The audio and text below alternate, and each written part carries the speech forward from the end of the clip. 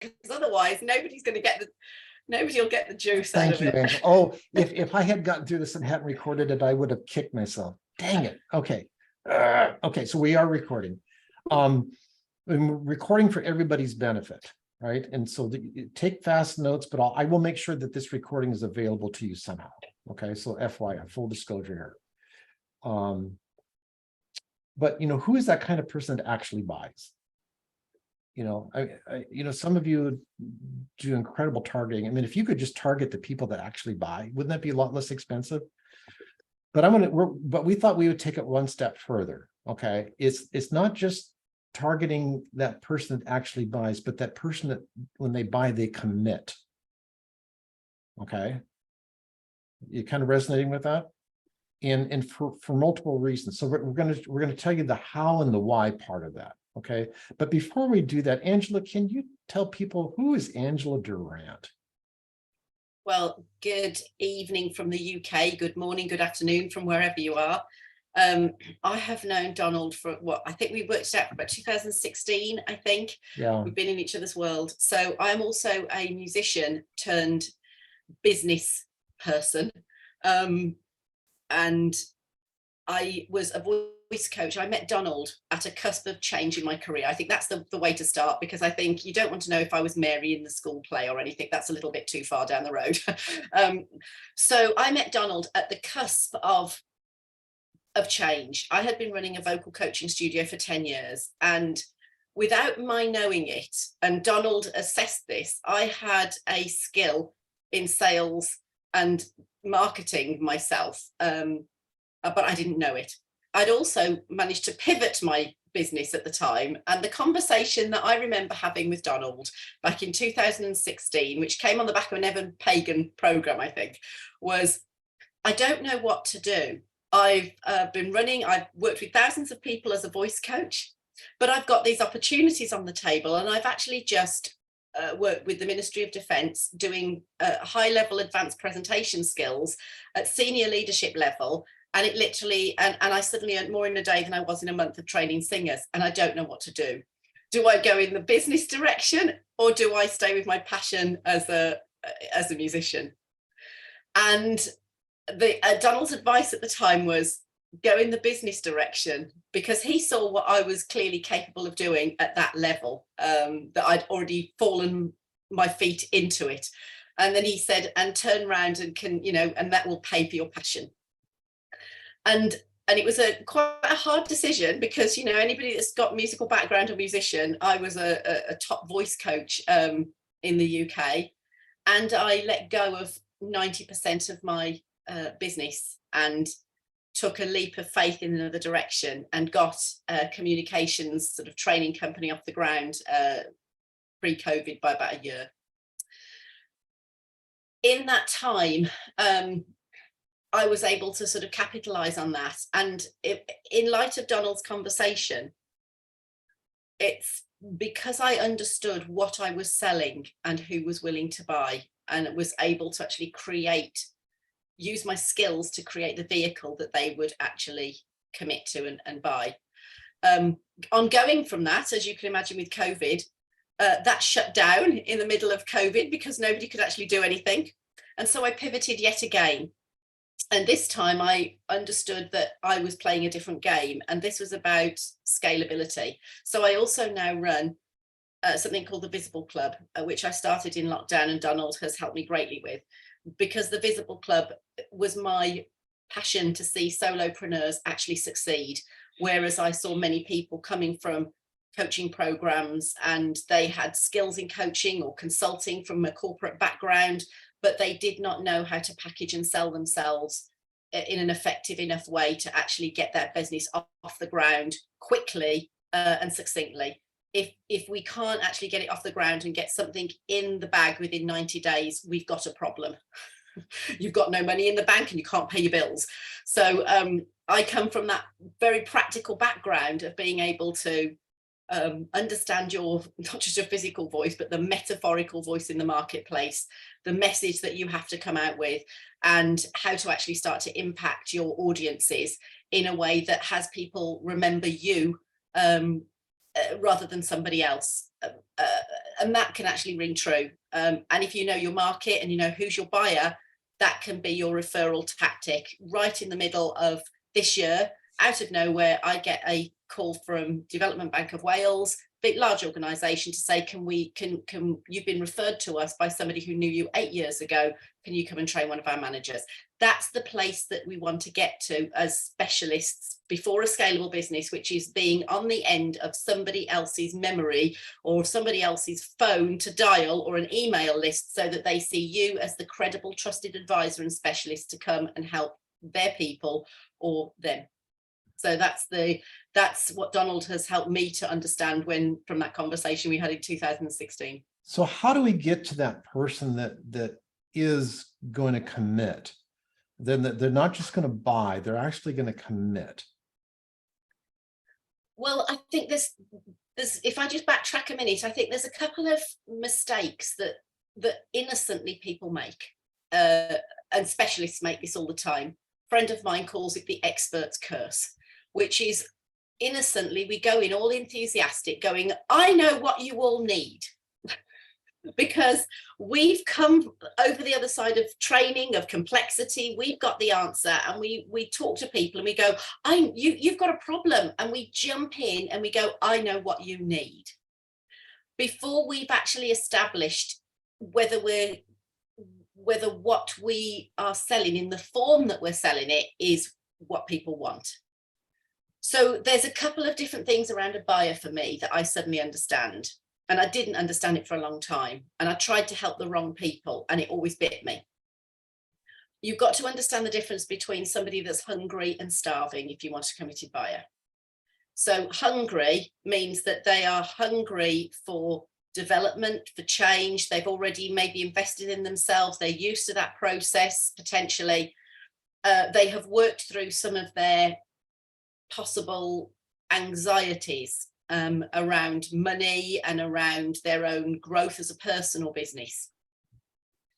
And starving is those people, and it sometimes it's not a case of somebody having no money when somebody is hungry or starving, but starving comes from a place of desperation. Generally, it is linked to money, and it's coming from a mindset. The mindset is, I've invested, like somebody said to me, I've invested £10,000 in coaching and I've got 6 pence in my bank account.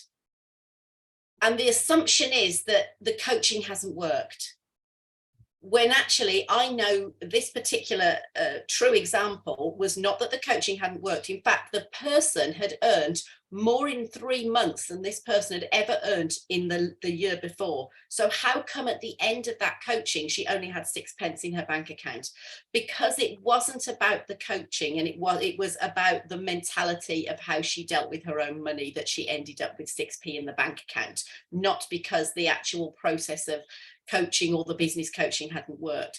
The mindset was starving. Does that make sense to people? The mindset was starving. So it really doesn't matter how many people, and that those people tend to almost, if you are wanting to help people like a service-based person, and you're wanting desperately to get your work into the world, and you love what you do, and you just want to help people. I hear this all the time, like, I just want to help people. Like, just want to help people. I've seen this thing. It's what the world needs now, kind of thing. And I'm like, you're going to fall prey to the starving and not the genuinely hungry. And it's does that make sense? You'll end up falling for the starving, not the genuinely hungry. You have to be able to differentiate. In the past, they called it qualifying, but it's about mindset. And I think that starts at the very beginning with really understanding and asking proper questions and curious questions as to people, why things that they have tried haven't worked. Not just so that we've got the agenda of selling them something, but we've got to root out, are they actually going to be a good client for us? And right there's at the start. Lots of reasons for that. I think some of the mistakes I've made, and I know it's shocking that Donald even makes mistakes in recent times. You think, so all of us, if you've made a mistake recently, it's okay. We're all making mistakes. And I think sometimes I've taken on a client in the last couple of years that, boy, he looked good, he smelled good, everything. I mean, he had one of those books out there, and and I had dollar signs in my eyes. And, some of you, let's call were on me on that project with us, right? And we got a little bit because he was starving. He wasn't hungry. And, that initial think, oh man, this is the best client in the world. No, they're not, right? We make that mistake. Just because they will hire us and pay our fee doesn't mean we should even let them in our world sometimes. And we all kind of, maybe in our own hungerness, make the mistake of taking them on because we need the short-term money. But it's like danger, right? Was that Lost in Space with like danger, Will Rogers, type of thing. It's like some of you that are old enough remember that, but it's like, man, watch out. So because you want to be able to take that kind of client on, okay, that when you do work with them, it will work. Okay. And when it does work, because they are hungry, okay, and we're going to talk a little bit more about identifying that they're going to sing your praises. Okay. Some of you are on this call because other people have sung my praises. Is anybody on this call because Carly has told you about me? I mean, seriously, seriously, like you want to know why Carly and I are bonded, right? I've adopted her. So full disclosure, I've adopted Carly, but does that make sense? And I know some of you, I know what Carly does out there, but she does that very genuinely because it's true. That makes sense? And that is more powerful than anything. Makes sense? Carly, when I engaged with her, she wasn't starving. She was hungry. And I recognized her hunger. That makes sense? Correct, Carly? Right? And it's, but what you're looking for in people is evidence of that hunger that Angela's talking about, is what I'm going to call mastery. Okay. So when I'm talking to somebody, like, and you're having the conversation, well, you're kind of thinking, well, how do I find this? What am I looking for? Right? What is evidence of this in the marketplace, in a conversation? It's somebody that's got a black belt, right? It's somebody that can play the violin. It's somebody that if they do yoga, they go to a yoga studio. They're not at home doing yoga. Let's like, hey, what do you do? Well, I do yoga. Oh, really? How do you do it? Like, I find every free YouTube video there is. Really? Okay. That's not mastery. If I talk to them, they say, yeah, I'm really into yoga, and I'm continually searching out yoga studios that can teach me the next level. Really? Do you see the difference in the conversations? I'm not digging into their pain. I'm digging into their pursuit of mastery, because you see that shows a level of hunger. And like, if you take them on as a client, whether you're going to take their trees out of their yard, or if you're going to coach them on something, does that make sense? It's going to work, right? I mean, the person that's starving, you might be able to sell them into your package, okay, but they're going to be a minefield. That makes sense? Go from starving to hunger. Is that a shift for anybody here? You're kind of going like, really? Okay. And if you find that, you're gonna kind of get there, right? Any questions on that? Ari, yes, I want to respect you raising your hand. Question, comment there. Sorry about that, Ernest. The thing that I noticed is that one of the ways to make the distinction, if you're not really sure in your mind, is that if when you're interacting with this person, you feel like you're starving, big indicator that they're starving. If when you're interacting with them, you all of a sudden feel desperation, like you have to, then that's probably what the relationship is going to continue spiraling into. Yeah. That's beautiful. Yeah, spot on, Ari. And really yeah, and Ari's coming from Israel today here, just so you guys understand how far afield we are going here. And when I met Ari, he was actually, was it Brooklyn, right? Pennsylvania. I always get it wrong. I know it's one of those. See, I'm from the Northwest. The entire Northeast just kind of blurs together. I don't know why I associate with you with Brooklyn, but yeah, he went from Pennsylvania to Israel. Brave man to move his family. But yeah, beautiful distinction there. And so, finding that. And so, Angela, I mean, when you engage with people, how do you spark that discernment beyond that? Oh, that's an interesting one. So I had that very incident this morning, actually, with somebody. And I think Ari's absolutely spot on. I could feel that sense of, it kind of pulls on the need to kind of help people. They're in that they're pulling on you.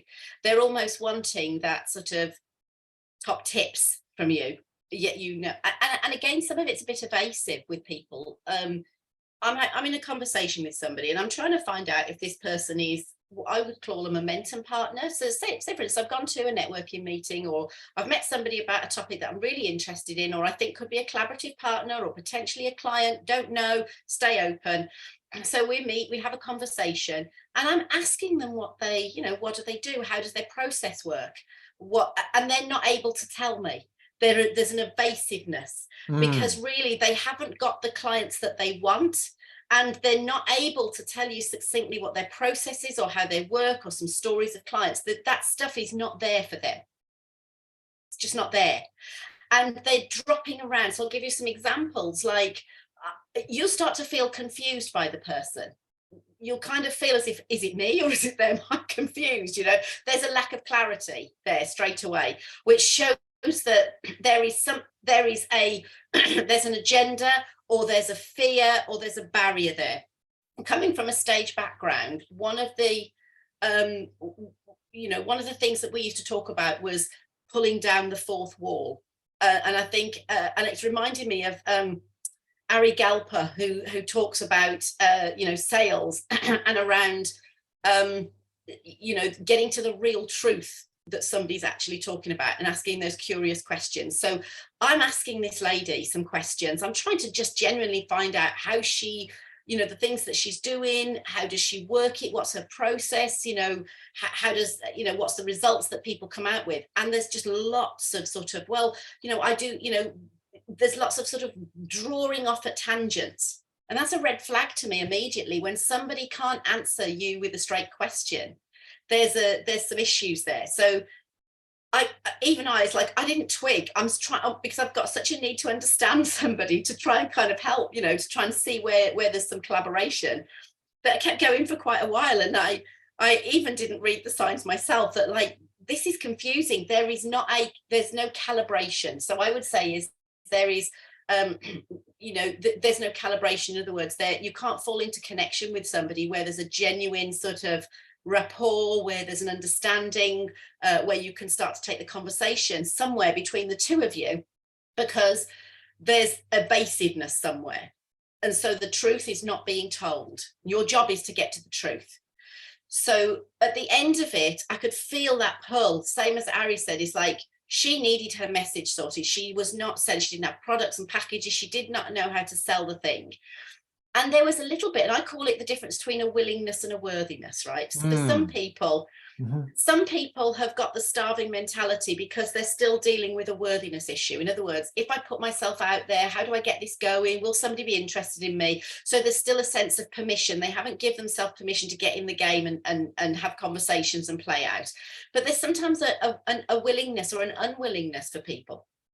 And for this lady, particularly this morning, because this is the starving mentality, I have a need. I need to work with you to sort my message out. That became clear straight away. She was not in a place for me to collaborate with. We were not at the same level. We're not in the same game together. We don't have the same client base. So you're finding this out with people. There's a mismatch of where these people are.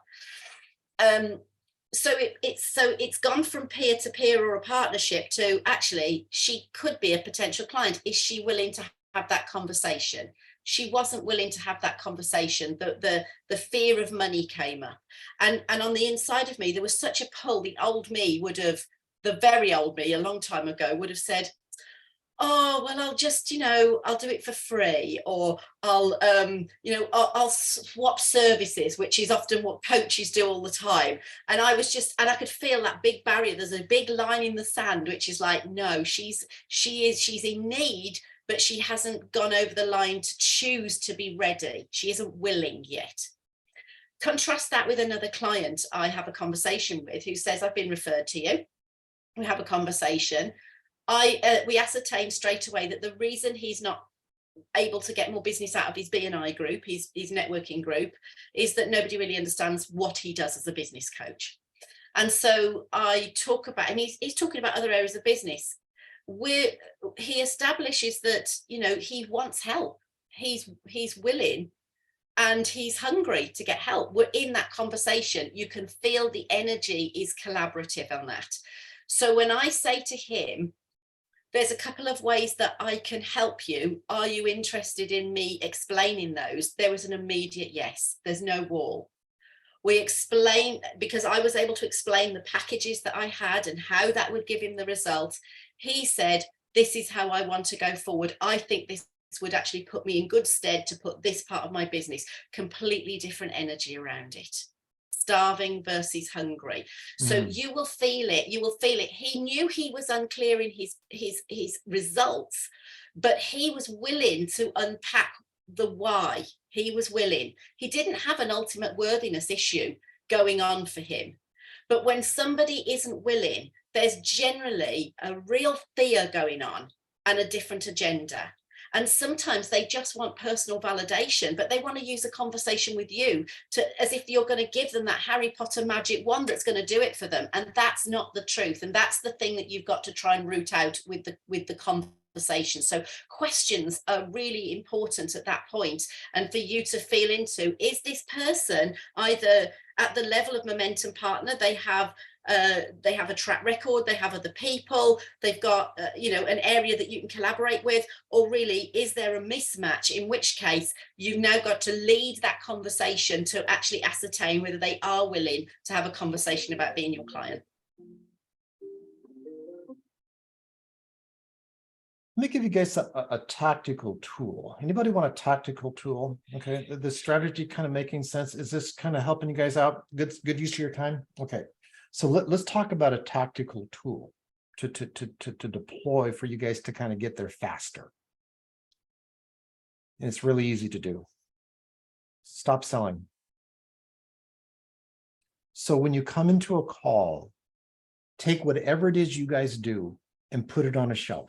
As hard as that is. I know when I was younger, I thought if I could just pitch better, right? And I took every sales training I read. I did Tom Hopkins. I mean, I went deep on this stuff, right? And I paid money and I went to the seminars and I got the mentors and I was really good at it. Okay. I was crazy good at it, but that ain't it. And I do really well? I think I did really, really well. I made some good money, but I cannibalized my marketplace.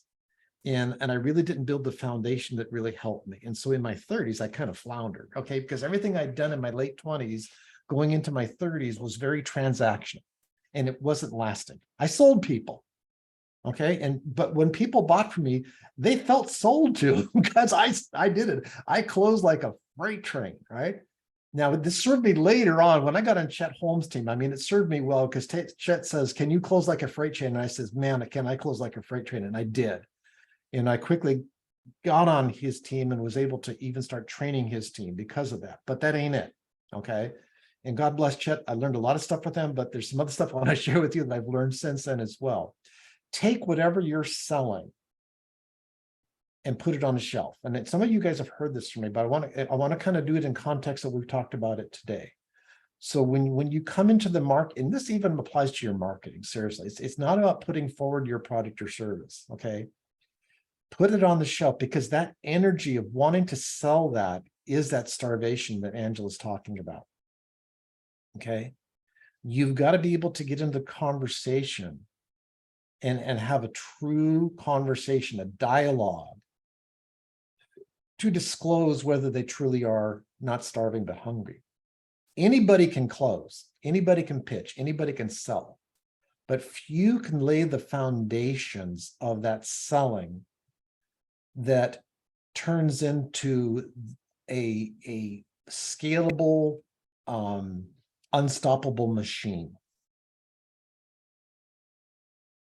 Would any of you, do any of you feel like you have come into my unstoppable machine? Is anybody here because they feel like they're just in Donald's unstoppable machine? Has anybody felt that? You're all here because I didn't sell you a doggone thing, but I did. That makes sense? I put whatever I was selling on the shelf. That was like not even secondary. That was like so many layers down from it. And I got to know each of you first, right? And some of you I've hard closed, right? But I didn't hard close you until after I really understood you and understood your hunger. Because I talk to people all day long. It's tough because I can make a lot of money selling starving people, and I will not do it because it's transactional. Yeah, you can make the sale, right? But in the long run, it's going to bite you in the butt. Does that make sense? Are you seeing the shift? If you can get to this, find the hunger, and you make that connection, the crazy opportunities that are going to be afforded to you are mind-blowing.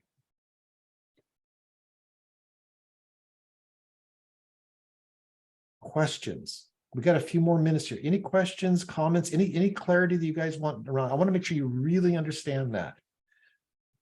Anybody got a question? Why would I know you would have a question, Ari? Go for it, my friend. The rabbi always has to have a question. Yeah. So this is, I feel like, very helpful for when you've actually met the person to assess where it's going to go and see if it really is going to go to a place that's going to be helpful. But when you're at just the initial stage where you are searching for people and you're trying to get people into a conversation, what can you do to help actually recognize these people and try to get them to agree to talk to you? So, I mean, this is good when you're actually talking to them, but how do you find these people and get them to talk to you? I'm looking for people that have mastery. So I'm looking for people that are in momentum. I'm not looking for people that are at a dead stop. So when I'm looking in the marketplace, I'm looking and I'm trying to attract people that are in motion. Okay. I'm not looking for the person that is depleted alongside the road. Okay, I'm looking for the person that if they are alongside the road, they are crawling their way to the curb. Does that make sense? I'm not looking for the person that is alongside the road that are just laying in the gutter. Do you see the difference? I'm looking for that person that has got something there to work with. I class myself as an opportunity seeker, Ari, and I think people tend to kind of look at, they've got this thing like, where are they with the words out there? And I'm like, there's no such thing as out there. like where's out there? I know that we have, like, we're wonderfully connected on the internet right now via Donald. So we've had access to each other here via Donald that many of us have never ever met, which is wonderful. So the internet can connect us as a technology to everybody on the planet potentially. But that's not necessarily where your opportunity is. And I tend to look and go, who and what is right in front of me? Because somebody once said to me, and it's very true, and when I can't see what to do or who to look for, when I get into that brain fog of like, where are they kind of thing, I look and I go, okay, you are always connected to your next paying client. Can we have some more examples?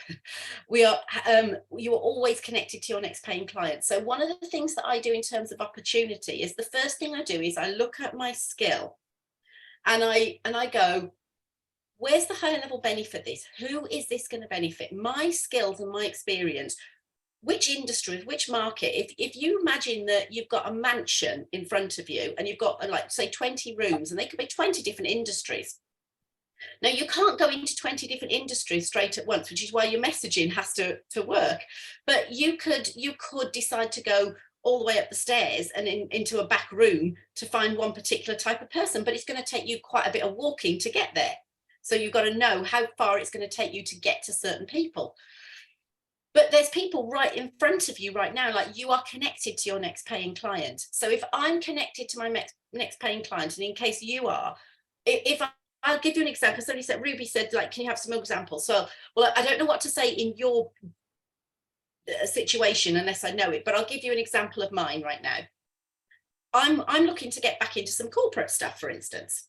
So the first thing I look for is, okay, where in a 50-mile radius, what type of businesses are there? What type of corporate businesses are there in a 50-mile radius? And I don't go cold calling because I realize that these things are gained in relationship. If I need to be a trusted expert, I need to be brought in. So this is going to happen via relationship. It's going to happen via connections. And your network is your net worth, as they say. And it's a cliche, but it's very, very true. So I'm wanting to be visible and valuable. So one of the first things that I might do if I wanted to get in front of some new people is I might look at some networking events. I might look at, say, where, you know, for instance, if I want to get in front of a big corporate or a big organization, I know that, say, the local council is holding a networking breakfast. Well, I know for a fact that some council people are going to be at that because they're hosting it. So it's not that they won't turn up, they're there. There's an opportunity. I'll turn up. I'll be curious. And curiosity is what we need rather than judgmental is like there's nobody out there. So you have to get very curious about where the opportunities are local to you, as it were. That could be online or offline, but you're connected to your next opportunity. You're connected. There's how many people on this? There's 40 people here. So if everybody, you know, if everybody put their LinkedIn, I mean, let's just try it here and find out where the opportunities are going to go. Let's get super practical. Everybody put your LinkedIn handle or your email address, you know, or your website or something in the chat. Just everybody put that in there right now. Put your details in. Okay. Everybody do it.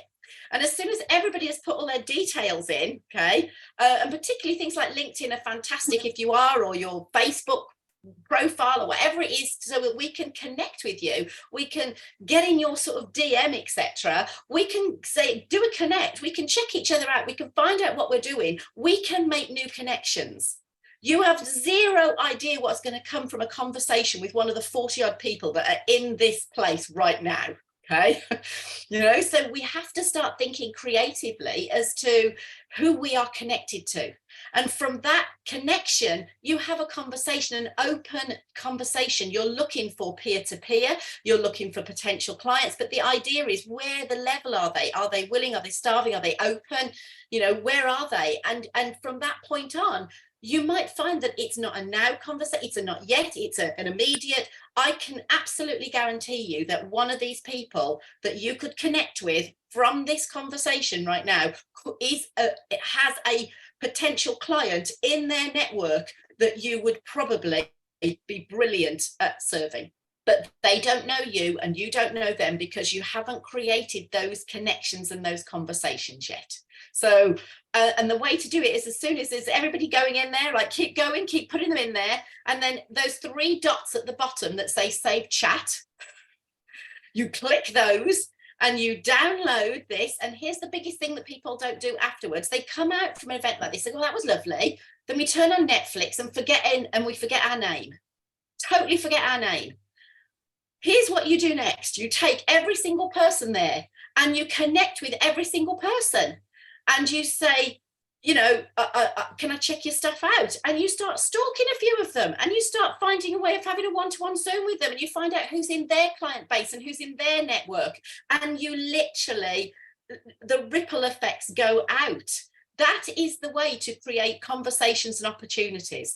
It's fairly simple. If the internet kind of went tomorrow, if Twitter went, and thank God we've got LinkedIn at the minute, but if all of that went tomorrow, you'd put your phone number in or your email in, and we do exactly the same thing. Nothing has changed from the basics of connecting with people, except that what we've done is we've bought into a bunch of bananas that kind of say that somehow there's this one leap for giant mankind and all this work will come into me.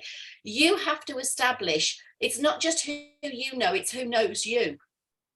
Who knows you? And if not enough people know you, if we're not being visible and valuable, then that referral can't happen for you. So start making some connections. I'm going to save the chat here. You can absolutely guarantee you that I'll be stalking you on LinkedIn. I'll connect with you on Facebook. I'll find out what you're up to. You know, I'll find out if you're speaking somewhere, etc. So let's find out about each other, because that is the way you are connected to your next paying client. And you might find that there's somebody in this room that has got somebody that they know that is your ideal client, and you're not going to know unless you're connecting with them. There's my rant over for the evening. And do you see how brave I am? How brave is Donald to let you guys even do this? Do you realize I'm giving you access to my entire Rolodex here? Isn't that kind of crazy? Why would Donald do that? Right? Now, you see, as you get those things, now think about if any of you try to pitch each other, you're in dead water. Does that make sense? That don't do that, because it ain't going to work. Because everybody in this call is now smarter than that. They're much, much smarter. Ambreen, my friend. Hi, Donald. And are we talking tomorrow? Did I see you on my I'm schedule? talking to you later today. Later today? Oh gosh. Yes, and Okay, you've been cool. very generous with your time, and I appreciate Okay. it so much. I really appreciate the conversation today, and it makes sense to me what the distinction between hungry and starving. And I would say that in my counseling practice, when I do consults with people, it's very much a conversation, and it's built in because they're coming to me with personal issues. The part that I was hoping you could give shed some more light on for me is that conversion from that very personal, very intimate, very connecting conversation about what they're looking for from me to the, okay, well, based on what you've said, here are the packages that I offer. Here is how I feel we could work together that would be really helpful for you. And I've noticed that those people who are hungry, I don't even get to that place where they're saying, I'm saying that, they'll say, oh, yep, okay, sign me up, no problem. And then there's others where I feel that we've made a very deep connection. And I follow up maybe they'll say, okay, well, I'm going to think about it and get back to you, and that's fine. Or there's not that immediate conversion. And so am I getting fooled between hungry and starving? No, but we're going to unpack that in the Okay. future. Okay. So yes, Okay. very good question. And it's a good segue for us to meet again here.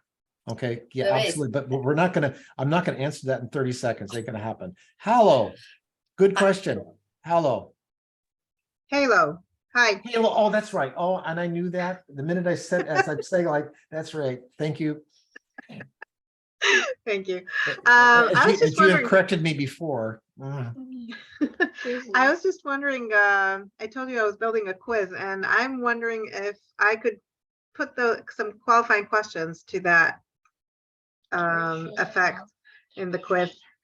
And Sure. so I was thinking, like, I'm asking them, what have they done before to achieve the goal? And if they've spent, if they invested time, money, energy in themselves, and like, how much have they done? Can you think of any other questions?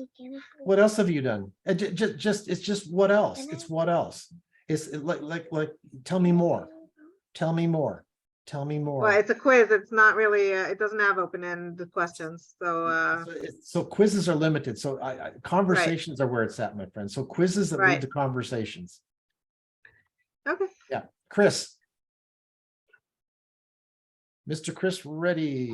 Hello, loving this. Thank you. I'm loving the hunger versus starving thing. So a lot of my work is with young people, as you'll know, Donald. I get some hungry parents, but maybe some starving children. So how do I make sure that the young person's hungry? Is it as simple as making sure that parent and child are on the sales call together, or is there more to do?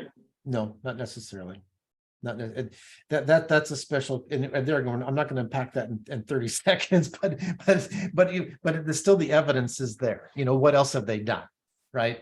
Are they in music lessons? Or, you know, are they playing sports? So it's other stuff, Chris. Okay. It's not the kid that hasn't been off the couch in 20 years. Right? It's not that. So what else? What else are you doing? What else have you done? Yeah. Right? Are you in scouts? You know what I mean? What else? What else? Are you in the museum docent program, or what else? Some other evidence is there. Okay. Thank you. Friends, I've got this designed for 45 minutes. So we've blown past that. But does anybody want to do this again? Has this been helpful? Okay. If I bring on some more interesting people, and Angela, thank you for being my test. You know, Angela, I go way back enough. I said, okay, Angela, can you help me out? I've asked, promise these people somebody interesting. Okay. And I don't know if anybody's going to show up. You know, let's do this.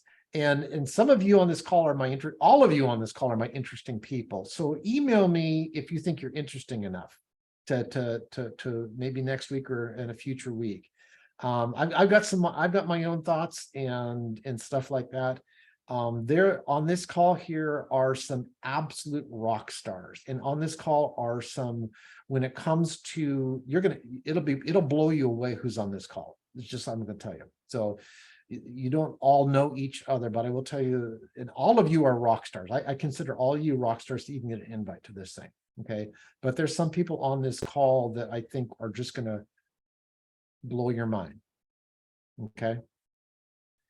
How's that for building the anticipation? Do you see what I'm doing? I'm building the anticipation. I would just want to, I'm going to, as I'm doing this, I'm going to be transparent for you. And maybe what I might even do on one of these calls is unpack for you exactly how I got 40 plus of you to show up for this thing. Would that be of any interest? Would that help any of you out to actually show you what I did? And it'll shock you how little work it was. Some of you guys are way overthinking your marketplace. If you knew what exactly I did to do this, the low cost that the no cost that it cost me and the minimal effort it took me, okay, I think it would be very, very valuable for you. Okay. So, and to show you how low cost it is, all I'm going to do is update the calendar invite. So you're going to get a new calendar invite. It's going to be the same thing with next Thursday's date on it. That makes sense. I'm not putting, I have put none of you into a fancy CRM.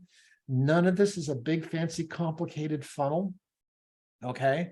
I sent the reminder out of my personal Gmail account. I didn't even send it out of one of my business accounts. Does that make sense? I'm just going to show you how easy this is to do. Or I'm not saying it's simple. It's not easy because you know what?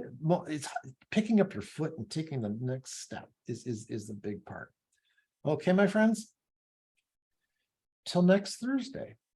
And if you know anyone else that you want to invite to this meeting, email me directly and say, hey, Donald, I'd like to introduce you to so-and-so and get them on the list. And let's see if we can't put 100 people in this room next time. Okay, I'm going to empower you all to invite more people. Okay, but you've got to email me. Says, hey, Donald, I've talked to them. They want to come. Okay, and here's their email. And I will send them an invite. A friend of yours is a friend of mine. Does that make sense? So our goal by next Thursday is to have 100 people on this call. Now, why am I doing that? Okay. Because there are some people that I can bring into this call, and you guys know me and how well I'm connected, that if I tell them, hey, I've got 100 people showing up on Thursdays, do you want to come and talk to them? I can bring you up and close for some pretty incredible people. Would that kind of be cool for you guys? No offense, but some of these people I work with, they're gonna say, Donald, how many people you got showing? Well, I got about 40. Oh, okay. But I says, I got 100 people showing up. They say, hey, let's come. Okay, and I'll give you front row access to some incredible brains. Okay, then there's names that you're going to know and some names that you don't know, but they're pretty impressive. Okay, so see, now you're motivated. See, so it's not like, oh gee, would it be nice? Okay, let's see if we can get 100 people. Okay, you know how to do it. You email me, hey Donald, I actually talked to them. So here's the key: you got to talk to them. You got to sell this, right, for their benefit. You got to let me know who they are, and I will invite them. Makes sense? Pretty easy steps. Are you all cool with that? Right? They're gonna come on this call. We're not gonna sell them anything. Okay, just be warned. We're gonna sell them something, aren't we? Right? We're not selling them anything, correct? But we're gonna sell them something. Okay, see how that works? Okay. Till next week. Look for the updated invite. I'll probably be putting this on YouTube, so look for it. Okay, take care, guys. Bye.